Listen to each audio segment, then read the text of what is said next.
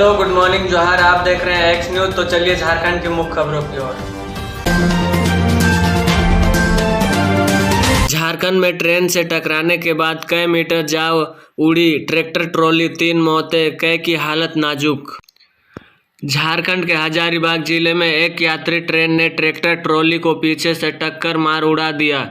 Tractor इतनी भीषण थी कि ट्रैक्टर ट्रॉली कई फीट ऊंची उछाल गई और कई मीटर दूर जा गिरी। हादसे में 3 लोगों की मौत हो गई है, जबकि कई लोग घायल हो गए हैं। घायलों में कुछ की हालत नाजुक बनी हुई है। यह दुर्घटना पूर्व मध्य रेलवे के हजारीबाग और चरही स्टेशनों के बीच हुई है। उस वक्त जब बड़काकाना कोडरमा स्पेशल ट्रेन ने सुबह चरही थाना क्षेत्र के तरवा गांव के पास ट्रैक्टर पार करते समय ट्रैक्टर ट्रॉली को जोरदार टक्कर मार दी। हादसे में ट्रैक्टर ट्रॉली के परखाचे उड़ गए हैं। हजारीबाग के पुलिस अधीक्षक मनोज रतन चौथे ने कहा कि ट्रैक्टर इतनी भीषण थी कि ट्रैक्टर ट्रॉली की फीट ऊंची उछल गई और कई मीटर दूर जा गिरी। वाहन में सवार लोगों छिटक गए और जमीन पर बिखर गए। ट्रेन की चपेट में आने से 2 महिलाओं सहित कम से कम 3 लोगों की मौत हो गई।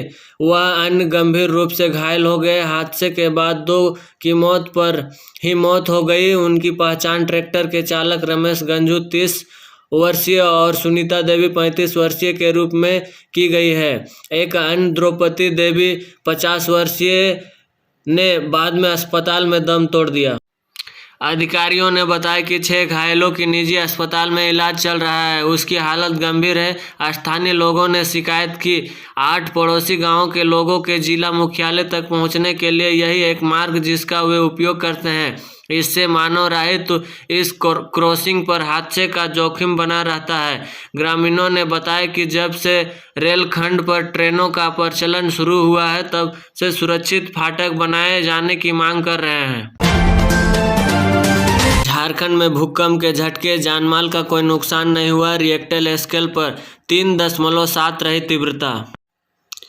झारखंड में मंगलवार सुबह 3:22 में भूकंप का हल्का झटका महसूस हुआ। बताया जा रहा है कि इसका केंद्र दुमका में था। इसका कंपन रिएक्टर स्केल पर 3.7 मापा गया है। मौसम विज्ञान के अनुसार यह कंपन बहुत हल्के स्तर का था। फिलहाल किसी प्रकार की जानमाल का नुकसान की सूचना नहीं मिली है। मौसम विज्ञान अभिषेक आनंद ने बताया कि इस स्तर के भूकंप से आमतौर पर जानमाल का खतरा होने का असर कम रहता है। दुमका की स्थिति के बारे में फिलहाल नहीं कह सकते। उन्होंने बताया कि भूकंप का केंद्र बिहार से गया जिले से 243 किलोमीटर पूर्व और जमशेदपुर से 218 किलोमीटर उत्तरी पूर्व और कोलकाता से 231 किलोमीटर उत्तर पश्चिमी में केंद्रित था। उत्तर भारत में बीते दिनों कई बार भूकंप के झटके महसूस किए गए। खासकर दिल्ली एनसीआर क्षेत्र में इस महीने कई बार भूकंप महसूस किया गया। नेशनल सेंटर ऑफ सिस्मोलॉजी के मुताबिक उत्तर भारत में हिमालय प्लेट में बर्तानिक के चलते बीते दिनों अर्थक्वेक महसूस किया गया है। झारखंड में लंबे अंतराल के बाद भूकंप आया है। परेज प्रबंधन ने 71 ग्रामीणों को हटाने का दिया नोटिस। बोकारो निजी प्रतिनिधि सीसीएल के परेज पूर्वी उत्खनन परियोजना खदान वितरीकरण के लिए प्रबंधन ने प्रथम चरण में ध्रुव बस्ती के 26 घरों के 47 परिवारों को मुआवजा देकर पूर्व में हटा चुकी है। वहीं दूसरे फेज में 71 घरों को विस्तृत किया जाना है। इसके लिए प्रबंधन ने ग्रामीणों को नोटिस दिया है। इसमें 15 घरों के लोगों ने पूर्वास पैकेज को लेकर सीसीएल पर भेदभाव का आरोप लगाया है। ग्रामीणों ने कहा कि हम लोगों के मकान का जो नापी किया गया था, उसका जो बिल पहले बना था वो ज़्यादा था, लेकिन दूसरी बार जब बनकर आया तो उसमें जिसका 18 कमरा है उसको 4 लाख और जिसकी 3 कमरा है उसका भी 4 लाख बनाया गया है। सर्वे के दौर जिसके नाम पर नापी किया गया, बिल में सभी का नाम काटकर एक आदमी के नाम पर बिल बना दिया गया है, जो हम लोग को मंजूर नहीं है। गोला में राष्ट्रीय एकता दिवस पर शपथ ग्रहण समारोह का आयोजन। गोला निजी प्रतिनिधि गोला प्रखंड कार्यालय में मंगलवार को सरदार वल्लभ भाई पटेल की जयंती को राष्ट्रीय एकता दिवस के रूप में मनाया गया। इस दौरान शपथ ग्रहण समारोह का आयोजन कर बीडीओ संजय कुमार संडली ने अधिकारियों और कर्मचारियों को राष्ट्रीय एकता की शपथ दिलाई। बीडीओ ने कहा कि स्वतंत्र भारत की राष्ट्रीय एकता के बासूकार सरदार वल्लभ भाई पटेल की जयंती हर वर्ष 31 अक्टूबर को राष्ट्रीय एकता दिवस के रूप में मनाई जाती है।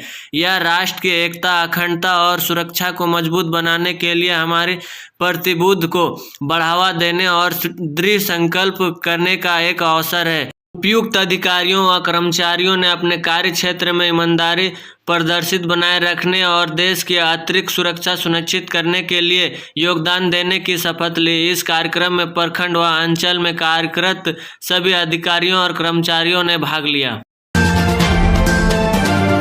जीवन में अनुशासन सिखाता है खेल प्रतियोगिता। एसपी कुरडेक प्रतिनिधि एसपी सौरभ कुमार ने कहा कि खेल प्रतियोगिता का आयोजन जीवन में अनुशासन सिखाता है।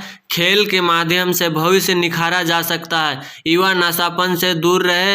एसपी प्रखंड के माइकल किंडो स्टेडियम में आयोजित बिरसा मुंडा फुटबॉल प्रतियोगिता के संपन्न समारोह में बिखरे मुख्य अतिथि के रूप में खिलाड़ियों को संबोधित कर रहे थे। प्रतियोगिता का फाइनल मैच सरगुजा 11 एवं टाइगर फुटबॉल क्लब कोरबा के बीच खेला गया, जिसमें कोरबा की टीम 2-1 गोल कर चैंपियन बना। इससे पहले खेल का शुभारंभ संसद प्रतिनिधि सुशील श्रीवास्तव, जिला विश्व सूत्री उपाध्यक्ष मनोज जायसवाल, सीओ किरण डांगा, थाना प्रभारी मनीष कुमार ने खिलाड़ियों से परिचय प्राप्त किया गया। खेल शुरू होने से पहले सांस्कृतिक कार्यक्रम का आयोजन किया गया। विजेता टीम को एसपी 1,51,000 नगद राशि व ट्रॉफी, एसपी सौरभ कुमार के द्वारा उपविजेता टीम को 1 लाख नगद राशि व ट्रॉफी संसद प्रतिनिधि सुशील श्रीवास्तव के द्वारा दिया गया। प्रतियोगिता को सफल बनाने में सुशील श्रीवास्तव, दीपक जायसवाल, दुर्योधन जायसवाल, उमेश जायसवाल, सुशील गुप्ता, बलबीर प्रसाद, सोनू ठाकुर आदि का अहम योगदान रहा। 100 से 150 लोगों का फसल राहत योजना फॉर्म हुआ ऑनलाइन।